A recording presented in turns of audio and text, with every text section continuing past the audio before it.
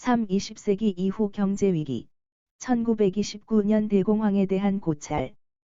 20세기에 들어서서 발생한 제1차 세계대전은 전쟁의 양상을 바꾸어 놓았을 뿐만 아니라 막대한 전쟁 비용을 요구했다.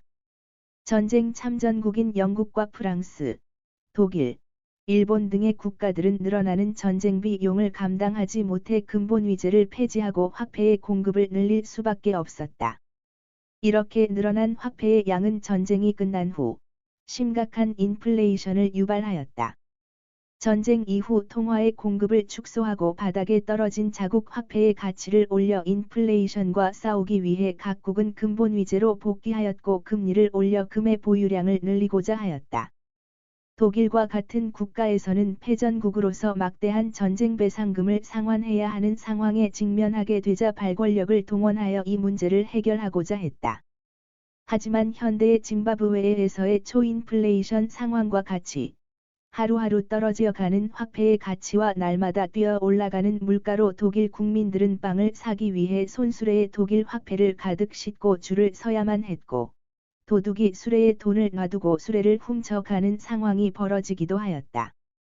독일 중앙은행이 아직도 인플레이션에 민감하게 반응하는 트라우마를 만들어준 이 당시 독일 초인플레이션은 발권력을 동원한 무한 화폐 발행이 어떠한 결과를 만들어내는지를 여실히 보여주는 사례가 되었다. 제1차 세계대전에서 유일하게 피해를 보지 않았고, 전쟁 물자의 수출로 인해 막대한 부를 쌓기 시작하면서 세계 최대의 경제 대국으로 부상한 미국은 플로리다의 부동산 버블을 비롯해 자동차 산업, 전자산업, 항공산업 등의 발달과 대량 생산 시스템, 컨베이어 시스템 등 신기술과 새로운 아이디어들이 쏟아지기 시작하면서 풍요로운 1920년대를 맞이하게 되었다. 은행의 발달에도 불구하고 1913년 설립된 연방준비제도 이사회는 아직 금융기관에 대한 통제 시스템을 온전히 갖추지 못하고 있었고, 미국 연방정부는 경제에 대한 최소한의 개입만을 강조하는 경제적 자유방임주의를 지향하면서 은행 등 금융기관으로부터의 대출은 손쉽게 접근이 가능하였다. 닷컴 버블 시기 미래에 대한 낙관이 세상을 지배하는 것처럼 보였던 것과 마찬가지로 미국 경제에 대한 기대감으로 레버리지를 이용한 주식 매매가 성행하였고, 미국의 주식시장은 호황을 맞이했다. 레버리지라는 것이 10억 원의 아파트를 사고 싶어 하는 사람이 내 손안에 3억 원밖에 없을 때 7억 원의 대출을 받아 집을 사는 것처럼 지렛대의 원리를 이용하여 미약한 나의 힘을 크게 발휘하도록 하는 것을 말한다. 자산의 가격이 상승하면 비용은 거의 고정되어 있으므로 큰 이익을 볼 수 있지만, 자산의 가격이 폭락하게 되면 아마도 마진콜 연락을 받게 될 것이다. 반대 매매를 통해 청산이 되거나 더 많은 나의 돈을 지불하고 버틸 수밖에 없는 상황이 되어 버린다. 2021년 빌 황이라는 한국계 미국인이 100억 달러의 자기 돈을 가지고 400억 달러를 레버리지로 조달해서 중국의 기술주 중심으로 투자를 했다가 주가 하락으로 2일 만에 거의 200억 달러를 날려먹은 미국의 아케고스 캐피탈 마진콜 사건은 이런 레버리지 투자의 위험성을 일깨워주고 있다.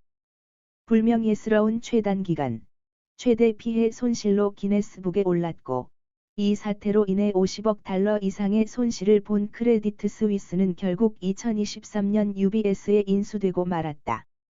미국의 주식시장은 이러한 레버리지 투자를 통해 투자에서 투기로 변질하고 있었고, 넘쳐나는 돈들은 미국의 주식시장에 이어 부동산 시장으로 눈을 돌리고 있었다.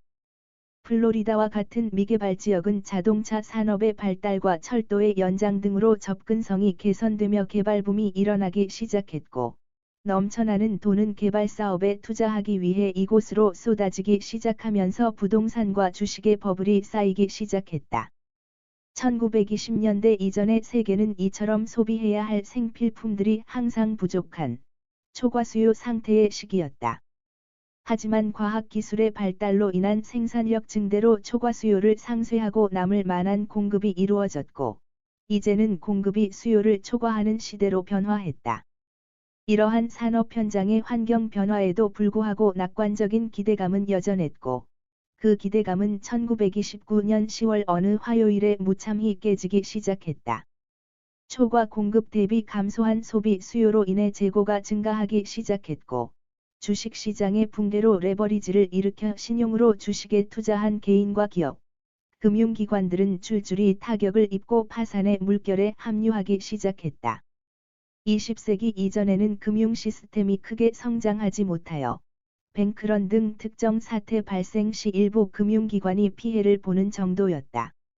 하지만 이제는 금융 시스템의 발달로 위기의 전파 속도와 영향력이 이전과 달라졌다. 미국과 유럽의 거래도 증가하면서 미국의 공황은 유럽으로 빠르게 전이되었고, 세계 각국은 글로벌 경제 위기에 직면하게 되었다. 이러한 경제 위기 환경은 이전과 시스템이 달랐던 탓에 과거 경제 위기에 대한 사례 분석이나 처방은 별로 효과를 보지 못했고, 경제학자들도 저마다 다른 의견을 내놓았다. 대공황의 소용돌이 속에서 자국 산업의 보호를 위해 관세 장벽과 수입 쿼터제 등 보호무역주의가 팽배했고, 근본 위제 하에서 통화의 공급이 제한되어 현재의 양적 완화와 같은 정책을 취할 수 없었으며, 부족한 금이 해외로 유출되는 것을 막기 위해 무역을 제한하는 경우도 많았다. 근본 위제 하에서 통화 공급 제한은 디플레이션을 유발했고, 해외 무역 제한이나 보호무역주의에 의한 자국 산업 보호는 초과 공급 상태의 재화를 처분할 시장을 찾지 못해 경기 침체 상황을 더욱 악화시켰다. 4대공황의 극복. 유럽, 일본, 미국의 대공황 극복 과정에서 공통점은 근본 위제의 폐지를 통해 통화 긴축을 포기하고 통화 확대나 재정 확대 정책을 통해 시장에 돈을 공급했다는 점이다. 미국에서는 프랭클린 디. 루즈벨트 대통령이 뉴딜 정책 등 일련의 재정 정책을 통해 수요를 증가시키는 정책을 시행했으며, 1933년 근본 위제를 폐지하면서 통화 공급을 확대하는 정책을 썼다. 하지만 완전한 대공황으로부터의 탈출은 제2차 세계대전을 통해 이루어졌다. 유럽에서의 대공황 극복 과정도 미국과 유사했다. 재정 정책을 통해 민간 수요를 확대하고, 근본 위제 폐지를 통해 통화 공급을 확대하였다. 하지만 역시 대공황에서의 완전한 탈출은 제2차 세계대전을 기다려야 했다. 일본은 1931년 근본 위제를 포기하고 화폐 공급을 확대하였다. 일본 정부는 발권력을 이용하여 국채 발행 시장에서 자금을 손쉽게 조달하는 방식을 선택했다. 일본 중앙은행을 장악하여 국채 발행 시장에서 직접 자금을 조달하였다.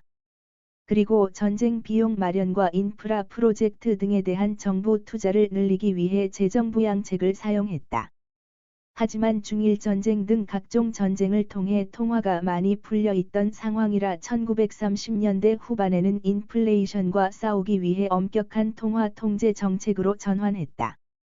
대공황의 시기부터 본격적으로 금융 시스템의 경제 전반에 걸친 파급력이 크게 발휘되고 있었다. 근본 위제 하에서의 통화 공급은 제한되어 있었기 때문에 인플레이션을 유발하지도 않았고 돈의 공급이 과다해서 문제를 일으키는 상황은 발생하지 않았다. 따라서 금융기관, 즉 은행의 역할은 매우 제한적일 수밖에 없었다. 하지만 전쟁을 통해서 혹은 대공황의 극복을 위해 통화 공급을 확대해야 하는 경우 거추장스러운 근본 위제를 벗어 던지고 은행을 통해 신용이 확대 재생산되었다. 은행이 자금의 창구 역할을 담당하게 되면서 은행은 민간과 정부 사이의 가교 역할을 하게 되었고, 은행이 파산하는 경우 경제에 미치는 영향이 커지게 되었다. 제2차 세계대전이 끝난 후, 전쟁 기간의 화폐 공급 확대가 인플레이션을 불러일으키자 인플레이션에 대한 문제를 해결하기 위해 브레튼-우즈 체제가 도입되었다. 인플레이션을 해결하는 문제는 결국 근본 위제로의 복귀였다. 우선 금과 달러에 대한 교환 비율을 고정하여 결정하고 미국을 제외한 다른 국가들은 미국의 달러화와의 고정환율제를 유지하는 것이었다. 이러한 고정환율 제도를 통해 안정적인 환율이 구현될 수 있었고, 그 토대 위에 국제 간 무역의 안정성을 확보하고 국제 거래를 확대하려는 시도였다. 당시 미국의 막강한 경제력을 바탕으로 미국의 달러화가 공식적인 기축통화의 위치를 보장받는 순간이었다.